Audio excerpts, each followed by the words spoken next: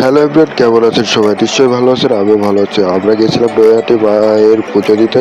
তো ওখানে যে অনেক ভিড়, তো ভিড়টা এতটা ভিড় যে কি বলবো, সে গঙ্গার পাড় পর্যন্ত ভিড় হয়েছে, সিরিয়াল পড়ে গেছে। তো আমরা শেষ মাথা থেকে শুরু করেছি, কারণ আমরা পুজো দিতে যেয়ে খুবই লেট হয়। আমরা যাই হচ্ছে 11টার দিকে, তো সে সময় অনেকটা ভিড় থাকে। তো তারপরেও আমরা অনেকক্ষণ দাঁড়িয়ে থেকে আমরা অনেক সময় পার করে পুজো দেওয়ার জন্য সক্ষম হই। তো পুজো দিতে যেয়ে আমরা তারপরেও মন্দিরের ভিতরটা ঢুকে অনেকক্ষণ দাঁড়িয়ে থাকার পরে যখন যে ভিড়টা একটু কমে, তখন আমরা পুজো দেওয়ার জন্য সামনের দিকে এগাই।